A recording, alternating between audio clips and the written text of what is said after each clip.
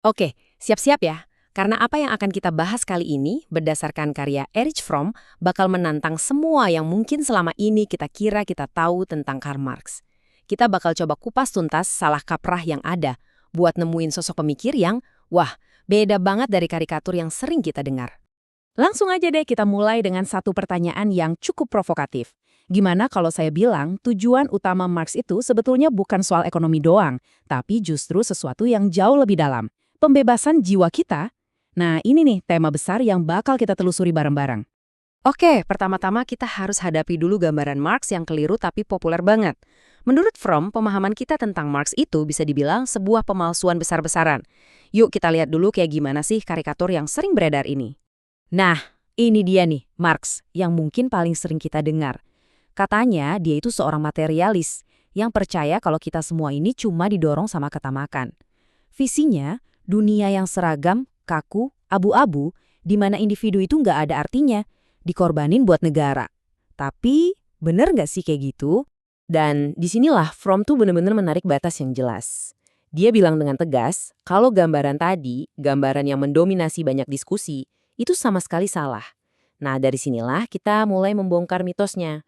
Jadi, kok bisa sih salah pahamnya sejauh ini? Ternyata akarnya itu ada di satu kata kunci, materialisme. Yuk kita bedah gimana makna kata ini bisa jadi melenceng jauh. Nah, coba lihat deh perbandingannya. Di satu sisi, ada salah kaprah yang menganggap materialisme itu soal motivasi psikologis, ya soal serakah dan cari untung. Tapi buat Marx, ini adalah teori sosiologis. Maksudnya, cara kita kerja, cara kita produksi barang, itulah yang membentuk cara kita berpikir dan merasa, bukan sebaliknya. Konsep inilah yang disebut materialisme historis. Jadi intinya gini, kalau kita mau paham kenapa suatu masyarakat itu berpikir dan bertindak dengan cara tertentu, kita jangan mulai dari ide-ide abstraknya. Lihat dulu gimana cara mereka bekerja, gimana mereka ngatur ekonominya. Ide-ide besar itu ya muncul dari fondasi material ini. Nah, ini makin jelas lagi di sini. Marx itu membedakan antara dorongan manusia yang emang udah dari sananya, kayak lapar atau hasrat seksual, dengan dorongan yang diciptakan oleh struktur masyarakat. Jadi, hasrat buat cari untung sebesar-besarnya itu, menurut Marx, bukanlah sifat dasar manusia yang abadi.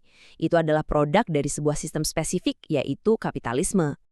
Oke, kalau masalahnya bukan cuma keserakahan, terus apa dong musuh besar yang mau dilawan sama Marx? Menurut Fromm, jawabannya itu jauh lebih dalam, lebih personal. Kita sekarang masuk ke konsep kuncinya, keterasingan atau yang sering disebut alienasi. Alienasi itu apa sih? Gampangnya itu perasaan di mana kita jadi kayak orang asing di dunia kita sendiri. Sebuah kondisi di mana hasil ciptaan kita, termasuk sistem kerja dan masyarakat, malah berbalik ngendaliin kita. Kita jadi ngerasa nggak berdaya, cuma jadi objek pasif aja. Marx nge-breakdown alienasi dalam kerja ini jadi 4 bagian. Pertama, kita terasing dari aktivitas kerja itu sendiri. Kedua, dari produk yang kita hasilkan. Ketiga, dari potensi diri kita yang sebenarnya. Dan akhirnya, yang keempat, kita jadi terasing dari orang lain. Ini tuh kayak lingkaran setan yang saling terkait dan ya merusak. Wah, kutipan dari Marx ini dalam banget. Coba deh kita resapi. Pekerja merasa betah hanya saat waktu luangnya. Sedangkan di tempat kerja, ia merasa seperti tunawisma. Di tempat kita seharusnya paling produktif, paling jadi diri sendiri, kita malah ngerasa terbuang. Kayak bukan di rumah sendiri.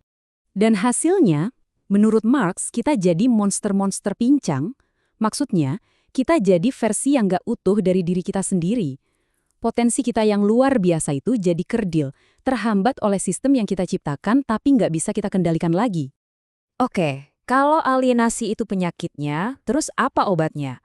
Nah, disinilah visi Marx tentang sosialisme masuk. Dan ini mungkin bakal bikin kaget. Visi dia itu bukan soal negara yang super kuat, tapi justru soal kebebasan yang sesungguhnya.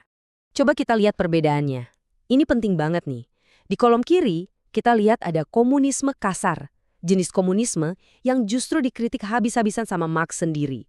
Sistem yang isinya cuma iri dengki dan menekan individu. Nah, di kanan, itu baru tujuan dia yang sebenarnya. Sosialisme humanis. Tujuannya apa? Buat mengatasi alienasi, supaya manusia bisa kembali jadi utuh. Nah, ini dia tujuan akhirnya. Bukan cuma soal bagi-bagi kekayaan biar rata, tapi menciptakan sebuah masyarakat di mana setiap orang itu bebas buat mengembangkan seluruh potensi dirinya. Bukan buat tujuan lain, tapi ya pengembangan diri itu sendiri yang jadi tujuannya. Inilah ranah kebebasan yang sejati. Jadi ini poin yang sangat penting. Bagi Marx, sosialisme itu bukan tujuan akhir. Itu cuma syarat yang diperlukan. Ibaratnya itu fondasinya. Setelah alienasi dihilangkan, barulah ranah kebebasan sejati itu bisa dibangun. Disitulah manusia akhirnya bisa benar-benar mulai hidup. Pertanyaannya sekarang, setelah 100 tahun lebih, apa ide-ide ini masih nyambung sama zaman kita? Fromm berpendapat, justru kritik Marx soal alienasi ini mungkin jauh lebih relevan sekarang dibanding di zaman Marx sendiri. Menarik ya.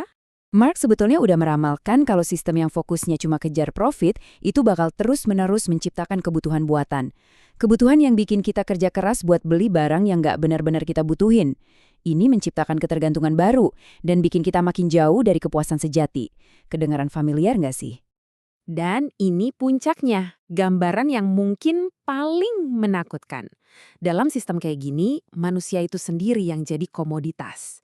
Nilai kita diukur dari seberapa banyak kita bisa produksi dan konsumsi. Kita jadi komoditas yang sadar diri, makhluk yang kehilangan kemanusiaannya baik secara spiritual maupun fisik. Nah, ini membawa kita ke pertanyaan penutup. Sebuah bahan renungan buat kita semua. Coba deh lihat dunia kita sekarang. Yang serba konsumtif, terobsesi sama status, sama punya barang. Jangan-jangan, kita ini udah jadi cerminan dari manusia terasing yang dikhawatirkan oleh Marx. Sebuah pertanyaan yang kayaknya penting banget buat kita pikirkan.